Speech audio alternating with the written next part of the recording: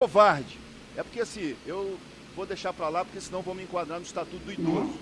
Mas se fosse mais novo, eu ia botar as palavras pra dentro da garganta. Mas é um velho, deixa quieto. Vice-presidente Geraldo Alckmin disse que Luiz Inácio Lula da Silva, se fosse eleito, ia voltar à cena do crime. Verdade. Vocês são canalhas do PT. Olha só, pela ordem. depois você Pela fala. ordem, pela ordem. Bate-boca e confusão é o que vocês vão ver na Comissão Fiscalização Financeira e Controle, aonde estavam falando da Lava Jato, e foi ele, o petista Jorge Sola, que saiu em defesa de Lula, dizendo que a Lava Jato errou. Mas foi ele, o Gilvan da Federal, que ficou revoltado, e aí vocês vão ver. Bate-boca, confusão, e chegou ao ponto de mandar o deputado ficar caladinho. Vejam. Eu entrei aqui no parlamento em 2015 e logo na chegada, no arriar das malas, já dava para sentir que o que se tinha como objetivo era destruir o governo, tirar a presidenta e mudar as bases que estavam levando o país a ser uma potência internacional. Olha isso. É bom lembrar que não foi a primeira vez que o Brasil viveu, sob a égide do discurso da corrupção, projetos de demolição de governos nacionalistas. Aconteceu isso com Getúlio, aconteceu isso com Jango e aconteceu isso com Dilma. A extrema-direita usa a bandeira da corrupção para tentar assumir o poder, porque ela não vai conseguir com outras bandeiras. Ela não vai conseguir pelas políticas públicas, ela não vai conseguir pela relação com a sociedade no que diz respeito à participação do Estado. Ela não consegue convencer o povo que o Estado tem que ser mínimo, que o Estado tem que existir apenas para garantir os lucros exorbitantes dessa elite e que o povo tem que ter as migalhas que sobrem depois da elite conseguir ganhar os seus juros, as suas pagamentos de dívida. Um absurdo. Então a bandeira da corrupção sempre foi utilizada e ainda teremos pela frente, né? O que é que a gente precisa lembrar para não que o Estado tem que existir apenas para garantir os lucros exorbitantes dessa elite e que o povo tem que ter as migalhas que sobrem depois da elite conseguir ganhar os seus juros, as suas pagamentos de dívida. Então a bandeira da corrupção sempre foi utilizada e ainda teremos pela frente, né? O que é que a gente precisa lembrar para não repetir? Gerar instabilidade, destruir a economia, criminalizar a política, visando um objetivo claro, que era mudar o governo. Não é por acaso que a primeira medida aprovada nesse parlamento depois do impeachment da presidenta Dilma foi a mudança dos marcos de exploração do pré-sal. O Brasil incomodava muito, o Brasil tinha feito a maior descoberta de petróleo do século. O Brasil era um dos maiores artífices dos BRICS. O Brasil estava ganhando competitividade na indústria pesada em países, não só na África, até dentro dos Estados Unidos. O Brasil incomodou. E aí, doutor José Souza de Lima, parabenizar a atuação da discussão do lawfare, porque esse tema precisa ser melhor compreendido. A Operação Lava Jato não podia ser diferente. Ela foi com objetivos políticos claros, desde o seu nascedor. A articulação dela com o DOGE, a articulação dela com os interesses econômicos e políticos foi marcante. Isso tem que ficar bem claro. Substituíram no mundo os golpes militares pelos golpes políticos, jurídicos, midiáticos, né? Eu entrei aqui e entrei de cara logo na CPI da Petrobras e tive a ter que aguentar ver a indústria naval sendo destruída passo a passo. Visitamos o estaleiro em Ceará, saí de lá deprimido, o maior guindaste da América Latina virando sucata, milhares e milhares de empregos, municípios que perderam 30%, 40% dos assalariados. E achar que isso é combate à corrupção. Tive que estar na CPI do BNDES e ver um discurso que apoiar a indústria nacional é fomentar desvio de recursos, que fazer com que a indústria nacional possa competir no mercado internacional é desvirtuar o uso do dinheiro público. Olha como distorceram completamente. Na CPI da Petrobras, inclusive, foi interessante, porque eles tinham certeza que se investigasse os paraísos fiscais, ia encontrar dinheiro que seria proveniente ou da presidenta Dilma ou do presidente Lula. Nós fomos contra que contratassem empresas especializadas em fazer investigação, porque não víamos sentido. Contrataram. Não acharam, deputado Adriano, nem conta na Suíça, nem conta em paraíso fiscal, nem de Dilma, nem de Lula. Acharam de Eduardo Cunha. De Eduardo Cunha, que foi um dos artífices.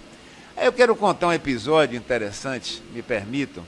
Essa comissão, a CFFC, eu faço parte dela desde 2015. Em 2017, o presidente estaria foto, era o Wilson Filho. A sanha lavajatista era tão forte que na comissão aprovaram, por absoluta maioria, que tínhamos que ir a um país europeu onde o combate à corrupção fosse muito bem feito, onde a máquina anticorrupção estava bem montada, e escolheram o Reino Unido. E montou uma comissão para ir lá visitar o NAO, National Audit Office. E eu digo, não vou deixar só irem lavajatistas. Fui junto. E para surpresa deles, quando fomos recebidos pelo principal dirigente do NAO, ele disse, vocês vão ter 2 dias aqui para perguntar o que quiserem, conhecer o que quiserem, mas antes, me permita, eu tenho que fazer uma pergunta a vocês. Como é que o parlamento brasileiro permitiu destruir a economia nacional? Como é que o parlamento brasileiro permitiu que, sob o discurso da combate à corrupção, destruísse as grandes empresas brasileiras que atuavam no exterior? E deu exemplo deles lá. Nós estamos há 5 anos dentro da Rolls-Royce. Se a gente perder um posto de trabalho por causa da nossa atuação, se a empresa perder um contrato por causa da nossa atuação, nós vamos ter que responder judicialmente. Uma das primeiras diretrizes é que o combate à corrupção não pode permitir a destruição da indústria, não pode permitir a destruição da economia do país.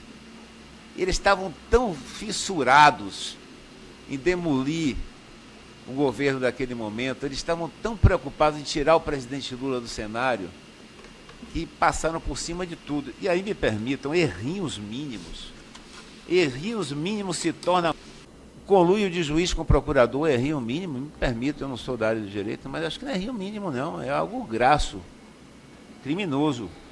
Espetacularização do judiciário, combinar com a televisão para fazer olha só que absurdo. Conduções coercitivas com a televisão chegando antes, para esperar filmar.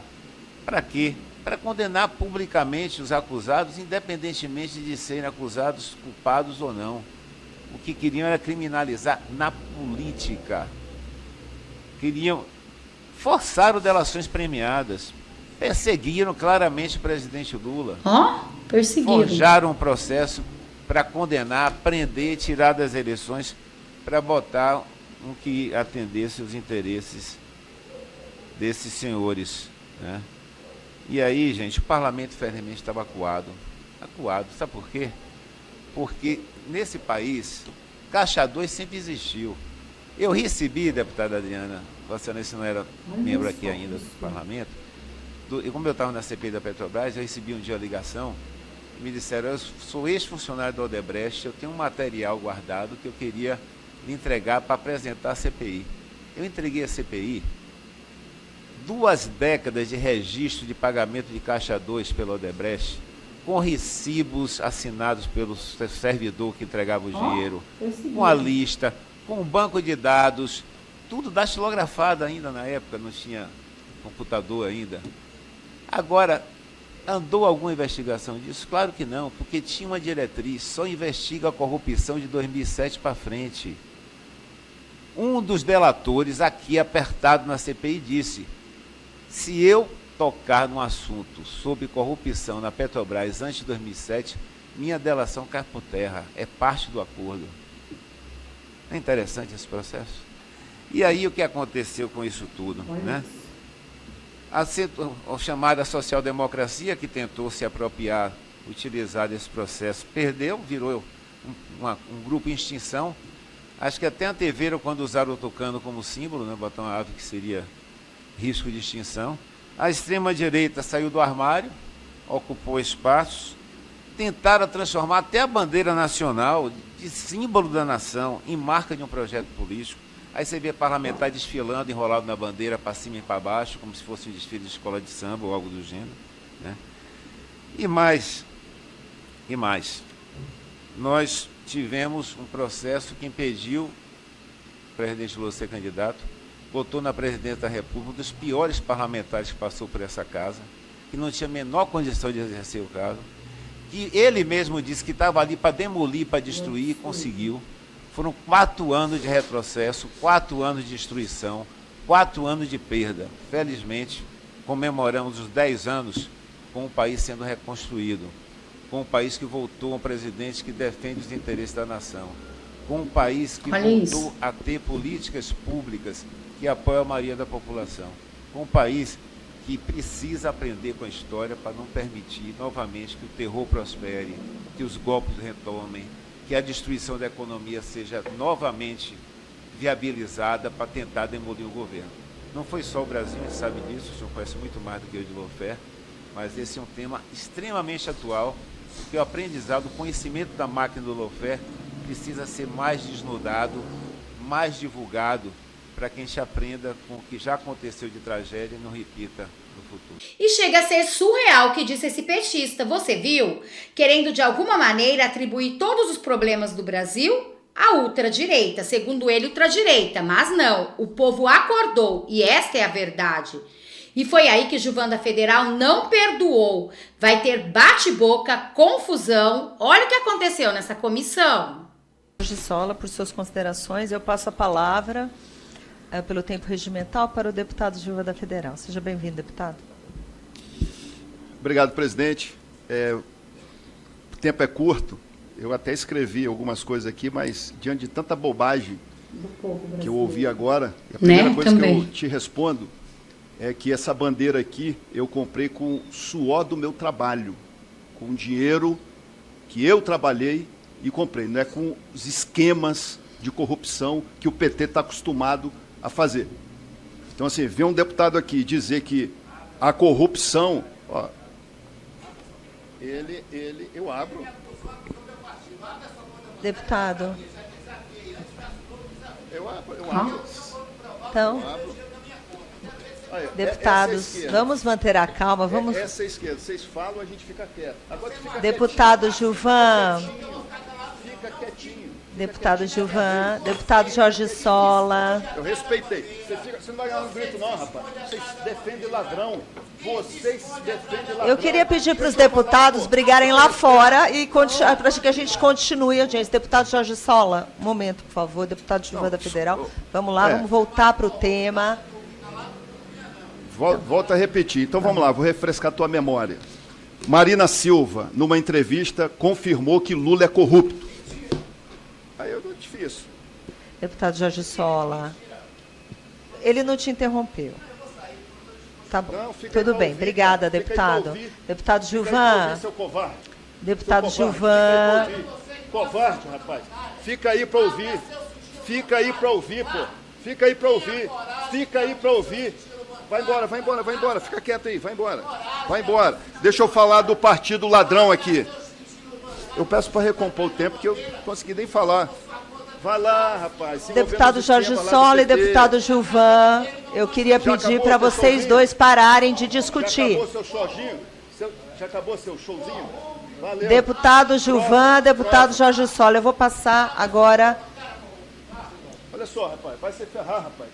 Deputado Gilvan, eu vou retomar o tempo de Vossa Excelência, por favor. Por favor.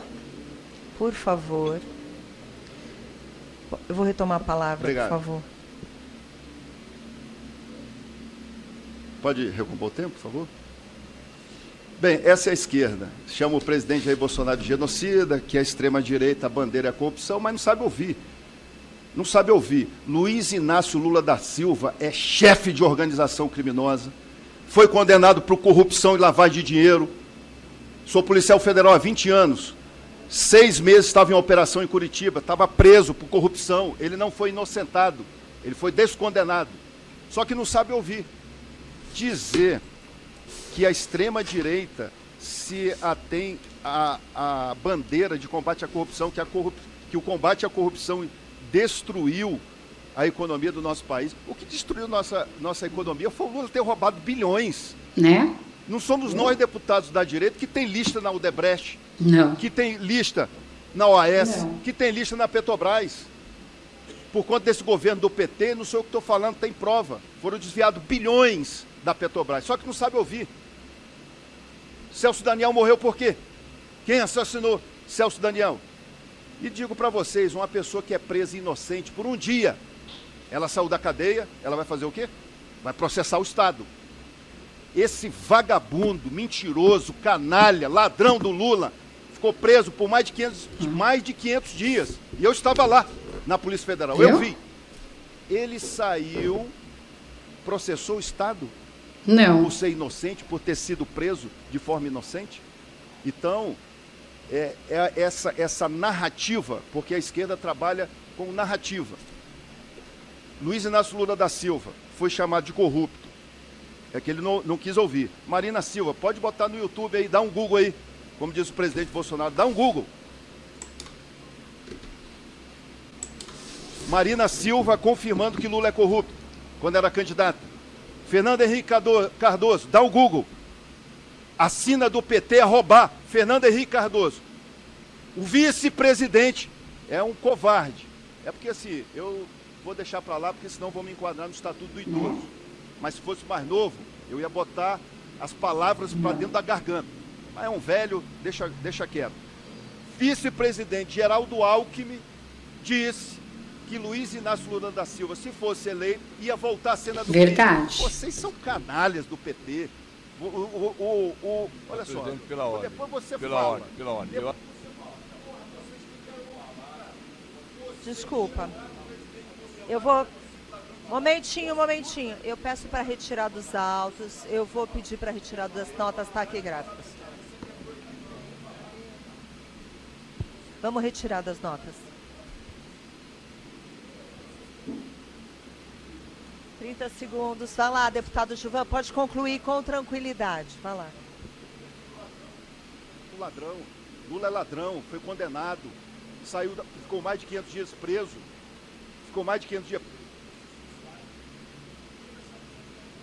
Eu, pelo menos, prefiro ser chamado de extrema direita do que defender um ladrão corrupto.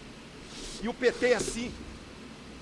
Um bando de esquemas aqui. O vice-presidente de vocês falou isso. Que o Lula ia voltar à cena do crime. Agora vocês têm que ouvir. Quando o outro falar, vocês ficam quietinhos. Tem que ouvir. Lula é ladrão, sim.